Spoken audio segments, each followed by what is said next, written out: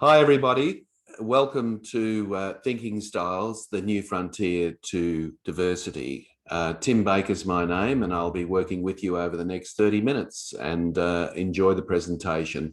I think, obviously, diversity is a key issue, and we hear it all the time. And when we think of diversity, what we normally think about, of course, is gender, ethnicity, and those kinds of issues. But I want to talk about diversity from a different perspective here. I want to talk about diversity from the perspective of, of thinking styles, because we've all come across people that think differently to us. And often when we come across people that think differently to us, we can have some sort of a bias. So, for example, blue sky thinkers will often look at people who are detail focused and be puzzled by their thinking. And of course, detailed people don't understand blue sky thinkers and often think they have their head in the clouds. So these things go on all the time and we're aware of them. And I think that thinking styles is going to be the next frontier in diversity. And I believe if we're really trying to develop high performing teams, we need to capture the concept of diversity in terms of the way people think in our teams, so that we can improve the performance of our team. So I'm going to share the slides with you at this stage.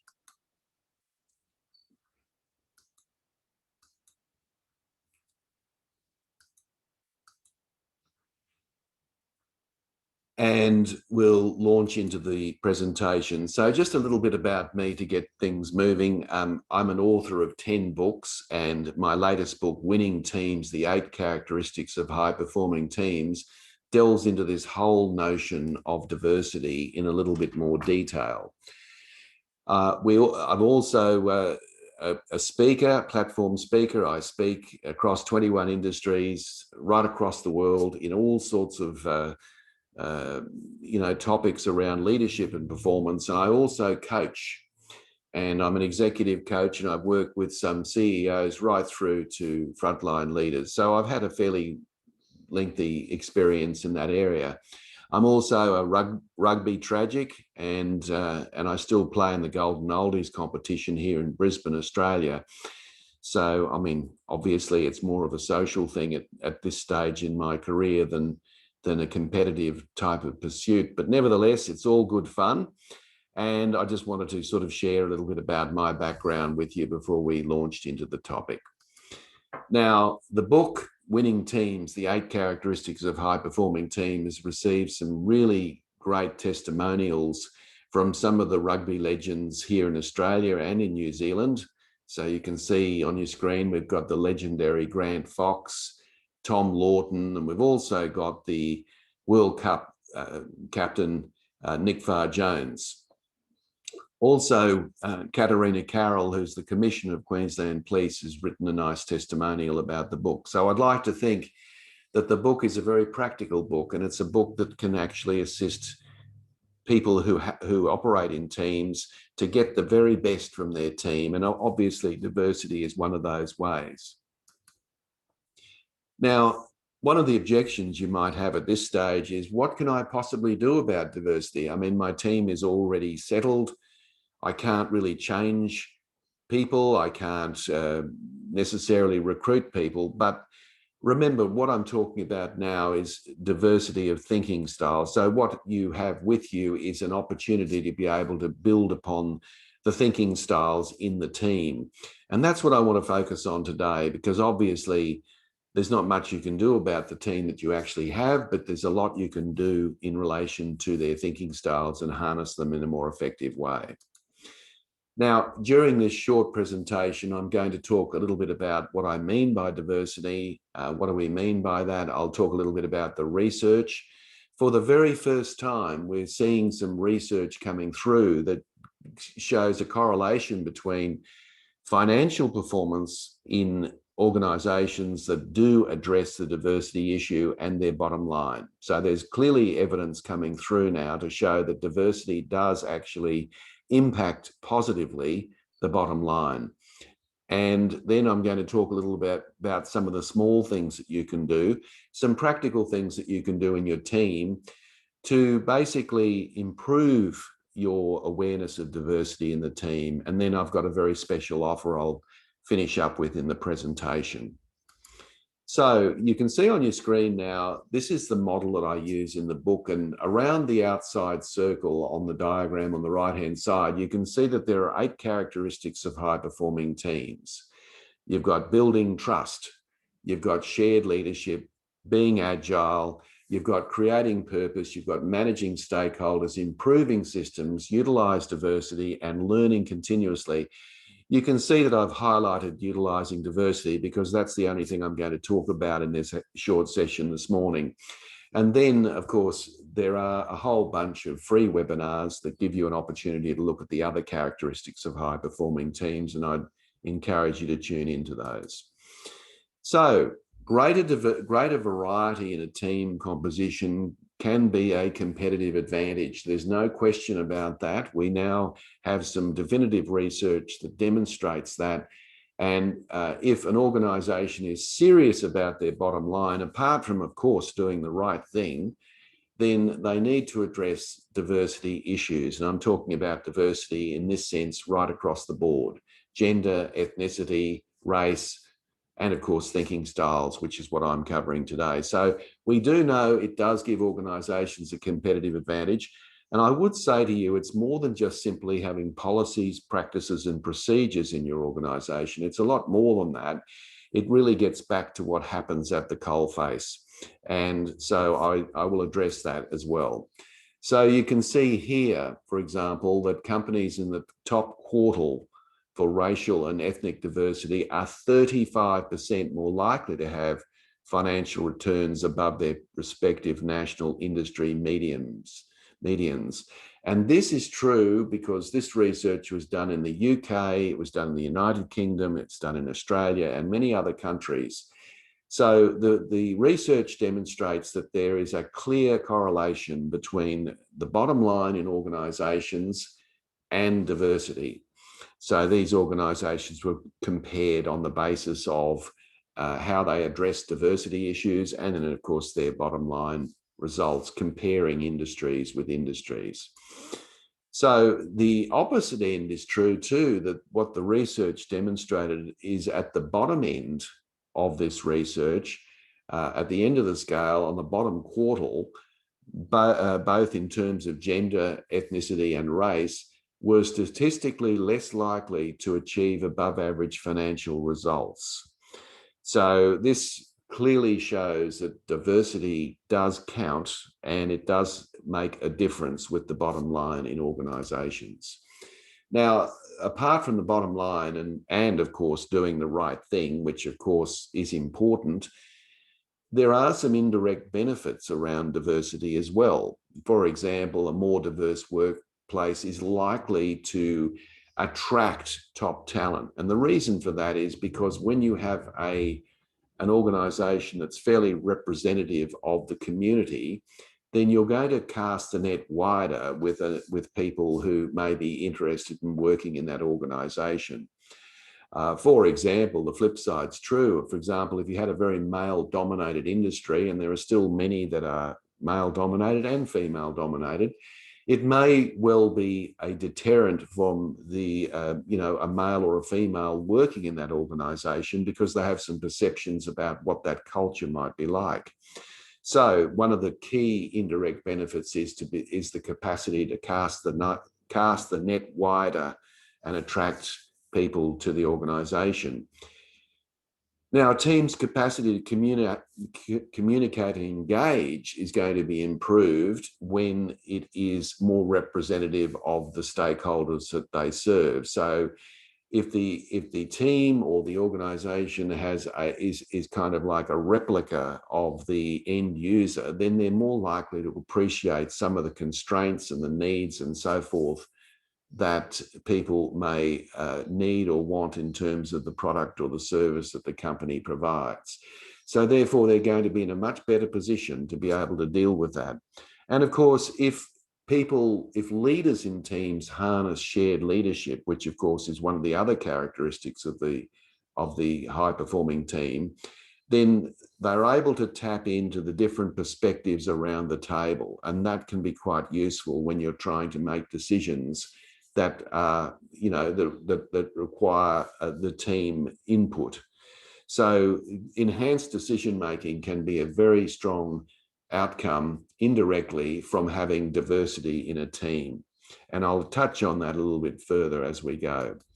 Now, one of the tools that I use when I'm working with teams to work out thinking styles is this model here from Team Management Systems, which is a Brisbane-based company.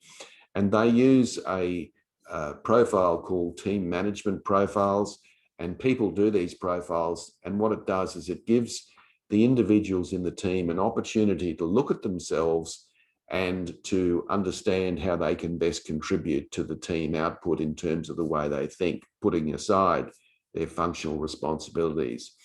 And so you can see in this model there are 8 different work styles or thinking styles.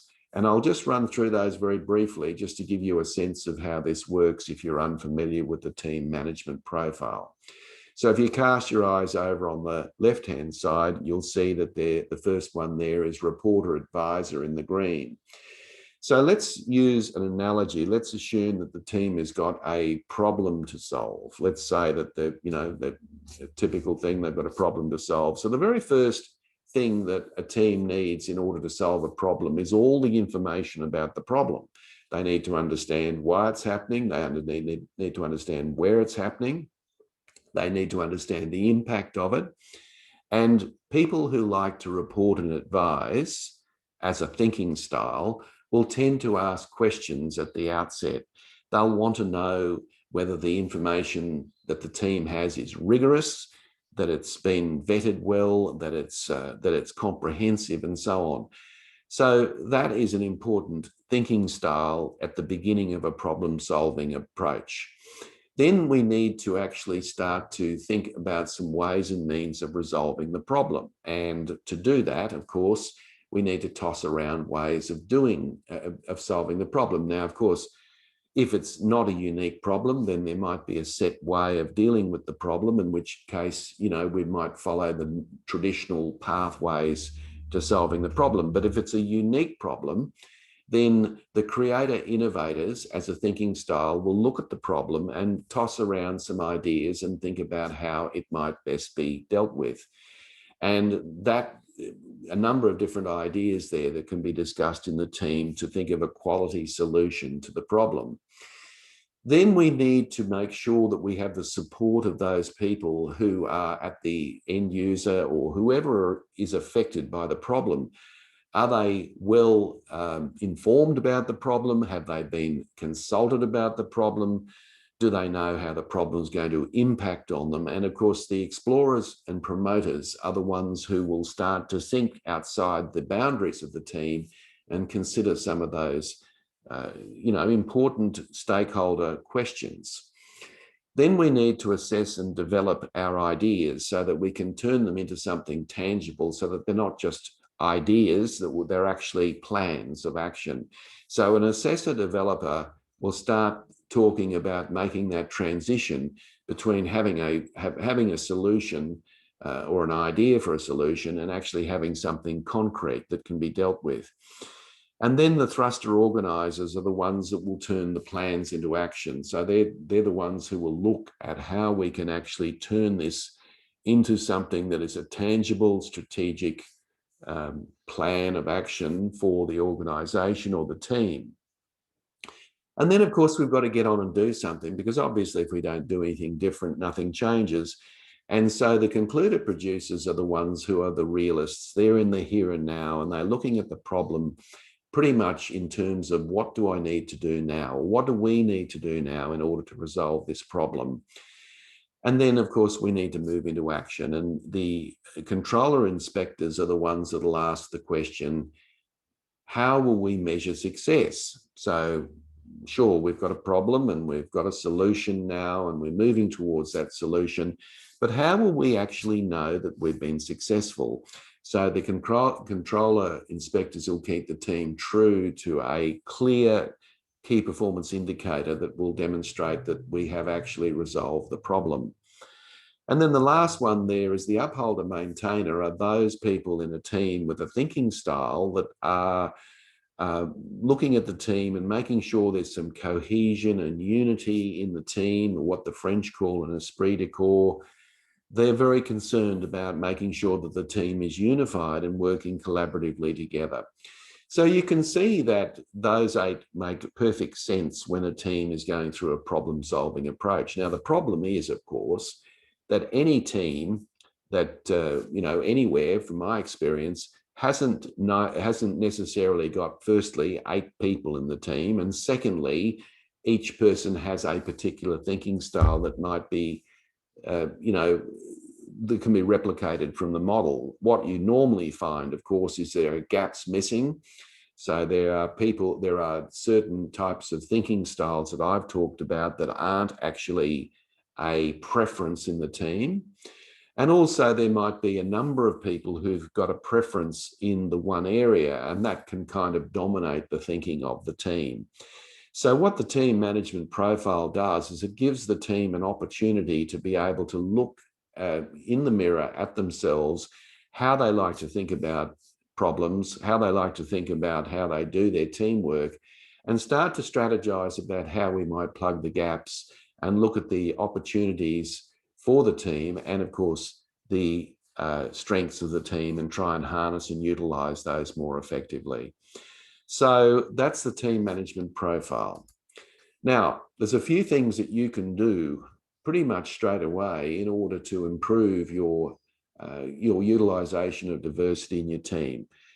The obvious thing to do at the starting point, of course, is, when you're forming a team, let's say it's a project team, and you should be very conscious about making sure that you have the traditional forms of diversity in your team wherever possible.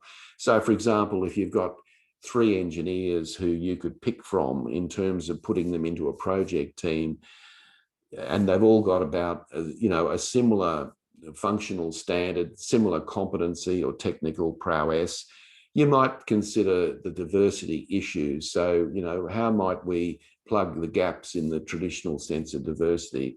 So you only get one chance of that right at the beginning, but it's certainly important to take that opportunity when it comes.